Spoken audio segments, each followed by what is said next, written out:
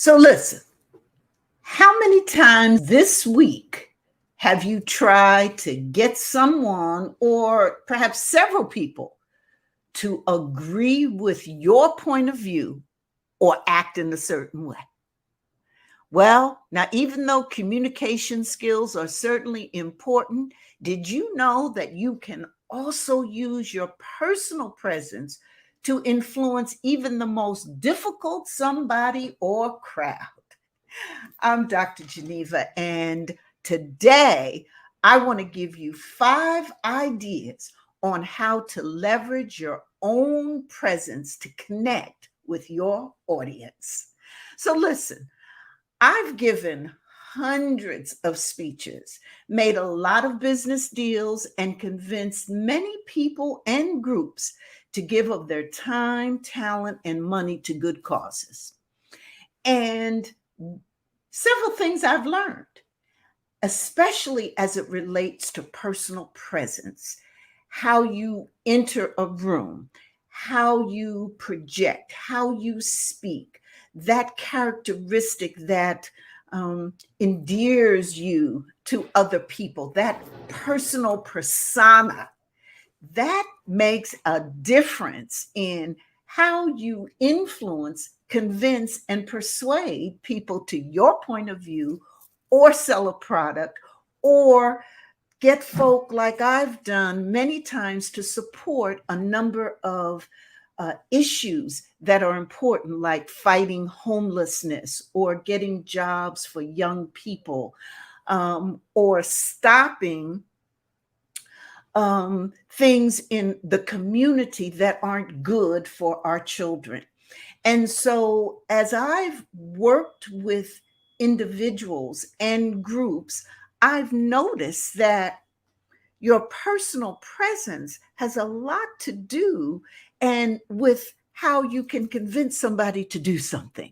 And so, as a leader, you're always going to you're always usually in the position of trying to persuade people to do what you want them to do or to see things from your perspective. So whether you're a business owner and you're trying to convince investors to keep putting money into your company, or whether you've got customers that you want to buy your services or your goods, or you've got employees who you want to support your goals and your vision.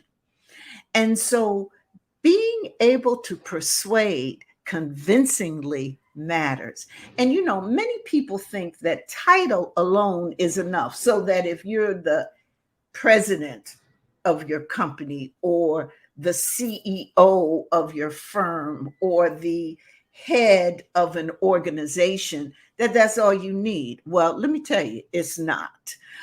In reality, you really, as a leader, as a CEO, as an entrepreneur, you really have to earn that influence.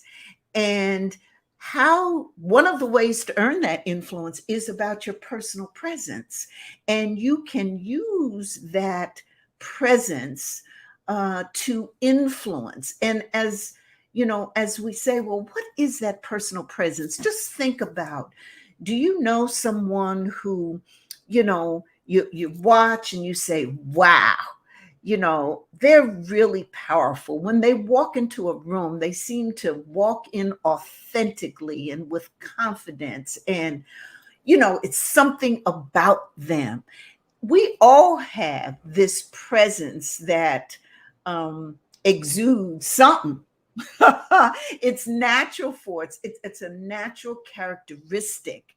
And we can use this to endure ourselves to others and make ourselves particularly likable or persuadable for others. So this whole notion of, personal presence is it's an important topic, and many people ask me about it. And you all know Tisha Hammond, who's my producer. I want to have her come on and chat with me about this conversation, this subject, because we've talked about it often, and we, frequently get questions, don't we, Tisha, from Absolutely. our viewers and listeners about this whole subject of personal presence. Tisha, what's your view? What do you think personal presence is, or what it means? All right, Dr. G. I got my understanding of personal presence from my law enforcement background.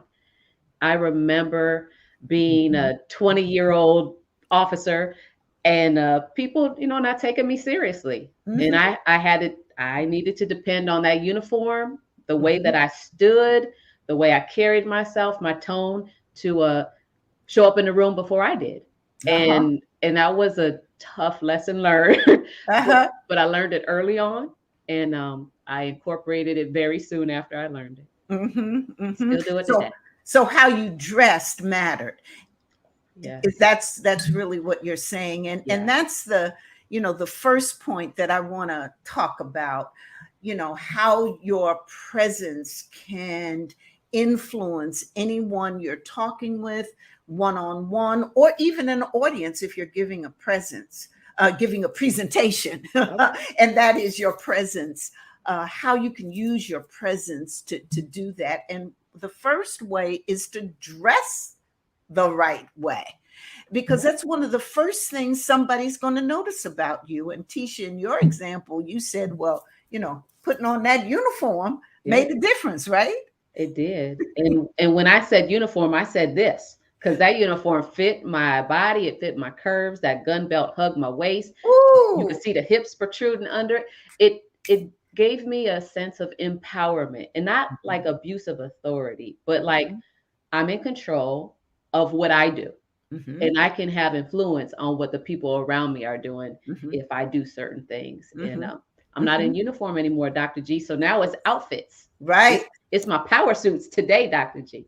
Okay. And that's the point that Yeah. when the first thing that people notice about you is how you're dressed, and often the situation determines your attire, what you're going to wear, what you should wear, what signals that, in your law enforcement stuff, it was that uniform that fit your curves, Yeah. and now it's that business suit. So if you're in a business setting, you're gonna wear that suit, right? Yeah. And a Um, color, a certain and a color. color, yes. And what do you think? Why do you think the colors matter? Oh man, psychology, the brain and your subconscious. You have a favorite color. You have a color that just brings out your lioness, your rare, Mhm, and mhm. and do you have a favorite color, Dr. G? I do. My favorite color is, well, my favorite color is red, Okay.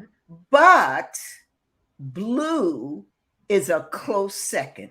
And when I look in my closet in terms of what I have, most of the clothes that I have I got more blue, and in fact, more other colors than I do red.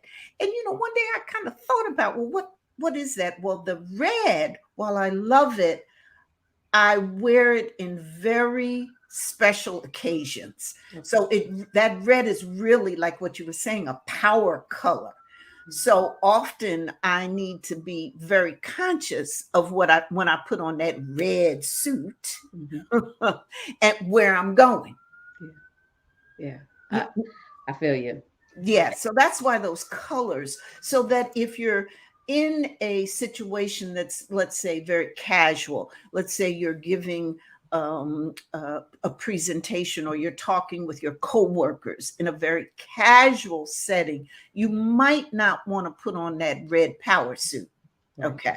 You might want to be a little underdressed, because you don't want to go overdressed when it's not needed, Yeah. because you can intimidate whoever you're talking to Mm. or your audience. Okay. So that's why I'm very careful when I wear that red. Okay. So now if you do see me stepping out in my red dress, Yes, ma'am. I'm there to kill it. Okay. Yes, Dr. G. Yes. Can I ask you a question about shoes? Ah. Do you have an instance on whether high heels are always, if you're a person that wears high heels, of whether they're always appropriate, or, is it okay to bust out the flats and be comfortable? Yeah, I think, for me, it's not an either or, Hmm. so that there are high heels that you can wear that are very comfortable, particularly if they've got some high platform. Hmm. And sometimes I wear flats that are uncomfortable because they're totally flat and they don't have any, lift to it, or, the inside sole is just flat. So I think you can use, you need to do what's comfortable, and you can do what's comfortable and look good as well.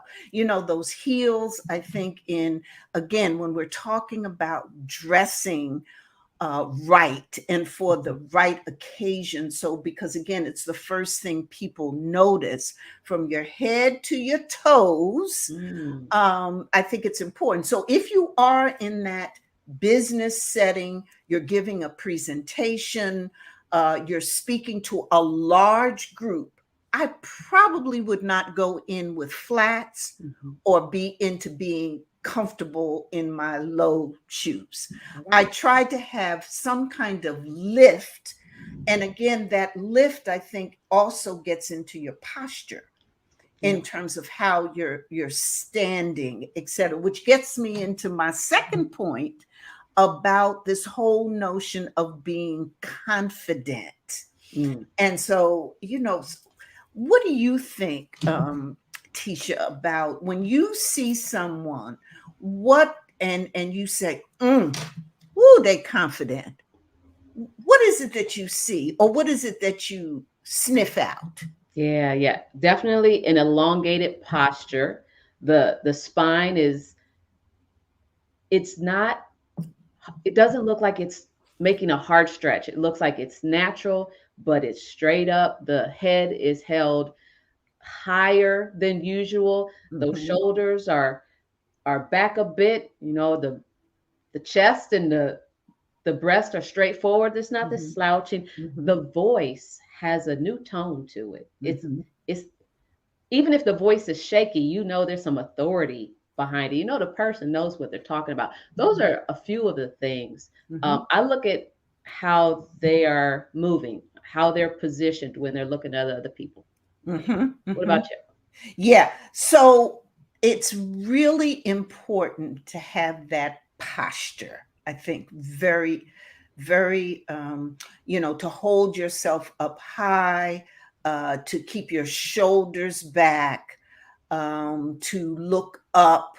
Mhm. And the thing about it is that you can practice this too, particularly if you're a shy person or an introvert. You can practice at home, standing up straight, seeing how you look. And then you don't need nobody there when walking into a room. If you need to stand up straight, you can do that on your own. And let me say that this acting confident, that is walking into a room with authenticity, with your shoulders back, your head up high, and a pleasant smile, is a great first step. Even if you got to fake the rest, okay? Doing that, in fact, helps, an awful lot. And when you're talking to someone, again, one on one or an audience, people can sniff out vulnerability on you. Yeah. And so coming in with this, you know, posture, your stand, your presence, and again, that's what we're talking about, Mhm. how you can develop this presence, matters. Yeah. And another thing, Tisha, I think it's important, to don't fidget. Don't do a lot of fidgeting. Ooh, with your You know, hands. Talk. Well, yeah, how do you feel about talking with your hands? yeah. And I'm a hand talker, Hmm. and but I try to make those hand motions intentional Got it. and going with what I'm saying, as opposed to moving faster than I do. So see, Got something like this, I think moves a little, if I'm doing you. this and, etc., that's moving a little faster Okay. as opposed to, using my hands to emphasize a point or to take a pause or to strike a pose, Sure. whatever, however you want to put it. But we're talking about those nervous movements, Got it. those rapid movements. You want to try to tuck those away Okay. as much as you can, so that you won't lose your audience or whoever you're talking about. Because again, this personal presence not only matters, but you can use it to Mhm. leverage, to convince, and to persuade. So think about it. Mhm. If you've got your hands moving all the time, and your legs are moving, and you're stuttering, and you're Yeah. tripping over yourself constantly, you want to try not to do that. But if you were doing that, the person that you're talking to may feel a little different about that. Yeah. May And, not. and, and make it nervous by it. Yes. Yeah, you can make other people nervous by your nervousness. Yes. Yeah, Yes. that's a good point. I have this t-shirt. I have this step by step guide that's in video format for how you can identify and figure out your personal presence, Okay. and how you can use it to leverage and get your confidence back, and get your confidence on, your swagger on, all those kinds of things, how you can assess what your presence is and then hook that up with your vision and your goals. And that's in my Vibrant Life Blueprint. Okay. And so, I know you've been through that course. So what do you think about personal presence, and how in this tip about being confident matters? Yeah. I think it's important for individuals to understand that we all carry some measure of influence with us. Mhm. But some people just don't know that yet, Dr. Geneva. Right, Um, and, right. and, and they don't know that the personal space they consume, people are watching. Mhm. People are looking for their insights, and they want to hear from them. They want to know the value that they bring. And sometimes people, that confidence factor, just people could use some improvement in that area to know their worth, to know why it is they should be okay with taking up that space and speaking, on that topic, or just being in the room and at the table, Dr. G. Absolutely.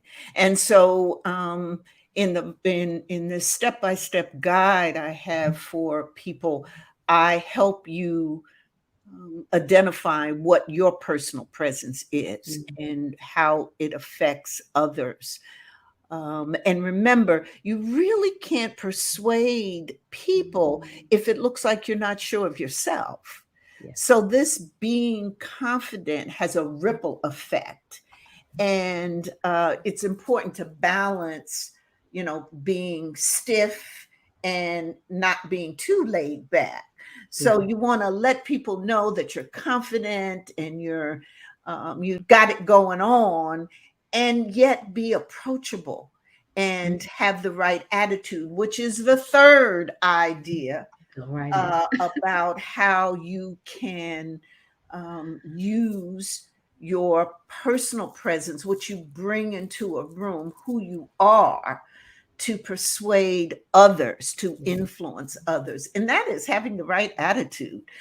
Taking advantage of a good attitude can really Mhm. put you out there and have you reach the kinds of goals that you want to get. And again, the occasion, really speaks to your attitude. So, if you're in a formal setting and you're giving, let's say, a speech to a large crowd, Mhm. you don't want to have the attitude of being laid back and casual, and you just there giving anecdotes and funny stories, and you just jaw ha ha ha and around. If it's in a formal setting, and then the other side, if you're in an informal setting, you don't want to come off as too serious Right. either. And so, what do you think about Tisha? What's been your experience in, this whole thing about having the right attitude at the right time in the right place? I'm going to take this back to my childhood. If I came in a room with the wrong attitude, with the poor attitude, and my mother or my father didn't approve of my attitude, I got a quick reminder to get my attitude in check, Right. and that it mattered, especially when I'm speaking to them, especially when someone has done you no wrong or no harm, and you're carrying weight and burdens from something else into the conversation. Dr. G, there's one saying that someone told me probably like 25 years ago. His name was Triple P. Okay. And he said, you get more bees with honey than with vinegar. Yes. And I said, I was all of 21 years old when he said this, and I wasn't quite sure of what he meant. But as I got older, I come to understand, Mm-hmm. the right attitude can open doors, and a poor attitude can close doors. Mm-hmm. Mm-hmm. Absolutely. And the other thing about a right attitude, it can motivate you yourself to do the Yeah. best that you can. I Hmm. mean, not even get into what other people think for a moment. What about what you think Mm-hmm. about yourself? Yeah. How do you view you? Yeah. And what's your mindset? And in fact, can you transform that mindset into confidence and positivity and the right attitude, so that when you enter with openness and pleasantness, so that you smile when it's necessary and be firm when you got to be. And Look. so you can be both. It's not an either or Mhm. proposition. Yeah. And I That's love the bees self in the leadership. honey. Huh? Self leadership. Absolutely. It's how you lead your life that Mm-hmm. matters first. Mm-hmm. Because in fact, leading your own life puts you in such an offensive position, Yes. Yes. where, Yes. you're comfortable in yourself, your values, what's important, so that when, it just helps with your confidence, because if you know those things, and it's not a one-time be all, confidence is a process. It's a journey. It's not like when you get confidence once, you're going to have it forever. Yeah. Or the same way, Tisha, with attitude. When you have a good attitude today, it don't mean tomorrow that you ain't gonna feel good and you ain't gonna want to be bothered and your attitude is pissy. Right. Okay. Right. I mean, that's real talk. It I, is. I think what we want to try to do is to recognize that you can have those comings and goings relative to your attitude, but you want to work on being in a good frame of mind, that right attitude as your fallback position. Mm, absolutely. Absolutely. Default to it. That's And right. yeah, that's a good point. Life happens. There are Mhm. going to be days where we're going to have to pull that right attitude out from down deep, because That's other right. attitudes want to be on top of it. But having a right attitude, having a rich attitude is is a choice. It's a Mhm. choice. We have Exactly. options, and Exactly. It's a we have choice. options here. It's a choice. That's a good point. Yeah, because, and so when we're talking about how you can use your personal presence to influence someone or somebody or somebody's, Hmm. you do have a choice on this. And that's the whole thing, why this personal presence, knowing your personal presence and using it, is such a superpower I like that. strategy, you know, that in fact doing it. And so one of the other ideas that I have that I want to leave with you is to never get distracted. Stay on point uh, with what it is that you're communicating. If you're talking with someone, if you're trying to persuade um, a customer to come into your store, if you're talking to coworkers and trying to get them to, um, give you a stamp of approval on your project. One of the ways that you can use your presence is to stay focused on your goal. Mm. All right. Okay. Right. And sometimes when when you got this goal and you're interacting with people, you can get sidetracked because you're enjoying the conversation so much. Mhm. Okay. Yeah. And you can move from point to unrelated point to the other, and you can ramble. And at the end of the meeting or at the end of the encounter, you may not have reached your goal and therefore not achieved what you want to. So Mm. I think this aspect of um, having a goal, staying focused, know what you want to achieve, uh, allows you to get accomplished, get to what you want to get to on the other side. Now, you can enjoy the journey. Yeah. You can enjoy the people, the conversation, and everything, but you want to keep your eye on the prize so that you can get to that other side. Yeah. You had a recent live here on Ignite to Impact where you talked about being in a meeting, and you talked about going like you did approaches of pre-meeting, during the meeting, after the meeting, and pre-meeting approach. Know the outcome that you want to walk out with, That's and right. and then and then make sure you obtain that after you evaluate the meeting afterwards. Did you obtain the goal that you set?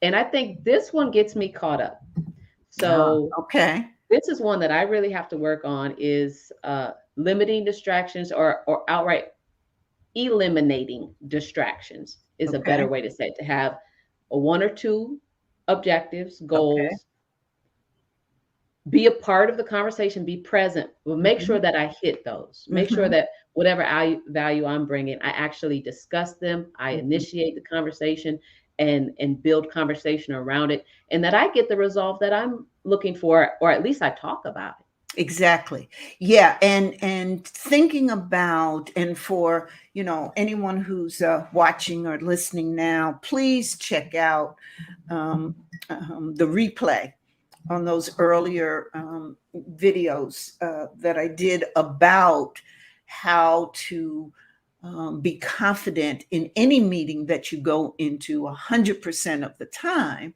And one of the things that you do is you kind of think about before that meeting, before that encounter, and we can apply it here before you talk to anyone or meet up with someone you want to convince over to your side of thinking, that you think about what it is you want to achieve, what's the outcome, what's the goals, and you stay focused on that, because you want to be able to, when you finish that conversation, when you've had that meeting with your coworkers, you want to make sure that you've got your goal, that Yeah, you have what it is that you entered into to achieve. And you know what? what's that? Let me also say, Tisha, that it isn't always or only just about a particular work objective or business objective. It could just be a life objective. All right. I mean, I want to talk to this person so that I can learn how to find more joy in my life. Yeah. you know I want to get together with this group of people so that I can enjoy the conversation. So the outcome of that might be, when this meeting's over, I want to feel good about having hooked up with this group of people and we expressed our points of view and shared interests. Yes. Okay. So at any point in time, you want to just give a second of thought about what it is you want to achieve so that Mm. you don't get distracted. All right. I like it. I like And it. then I think the final idea that I want to leave with you is to watch your body language, so that your body language, as you try to influence um, anyone try to get them to agree with your point of view or act in a certain way, you probably can't get too many people to agree with you if you sitting up there like this, Yeah. you know, Yeah. or looking around, you know. Mhm. So your body language is so important. I remember watching people who, you know, they give a speech and their information is fabulous, but that beautiful speech was just um I couldn't concentrate. I really couldn't get everything from it because the body language was so lousy. Yeah. um, the speaker was slouching or they were clumsy and they had that, what Mm. we call that fast or irregular hand movement that really didn't fit with what they were saying, and so it ruined it. So your body language again, you know, standing upright and Yeah. making appropriate hand movements, etc., you know, that matters. And how you look people in the eye. Yes. Yes. Then there's the whole cultural eye contact thing. If we even took it to a different level of when or when not to look a particular group of people from a culture, a different culture in the eye. But I can say this about body language, Dr. G. It's the first language. No matter what language we speak or communicate with, people around the world understand body language. You know, a hug meant Absolutely. is meant to be loving and affectionate. You know that a handshake oftentimes means I want to connect with you. I'm glad to be in the same presence with you.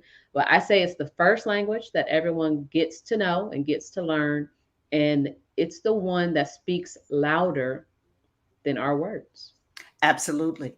And again, that body language goes along with knowing who it is that you're Mm. talking with and you're talking to, because being culturally sensitive, excuse me, goes along with how you dress, that you're dressing the Yes. right way, that in fact that you've got the right attitude and your personal presence.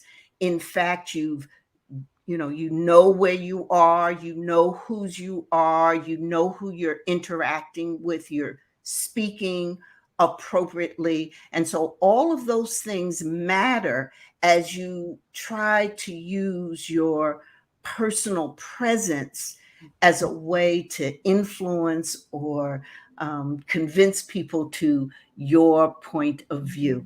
Well, you know, and also on that last point, don't forget to be, you know, that being calm and poised, and how you control your voice matters as well.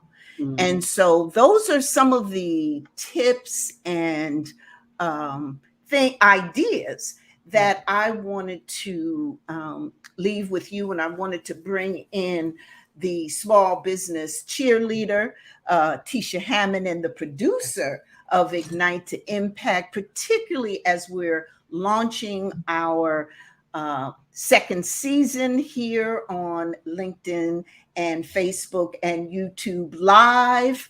And so we're just enjoying you being here with us in this second season.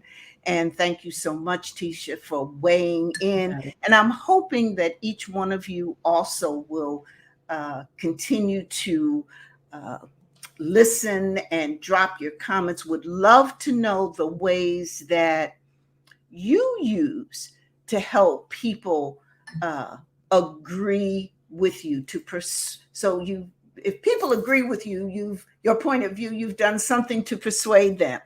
And I'd like to hear about how you've done that and whether or not you've used your personal presence to do that.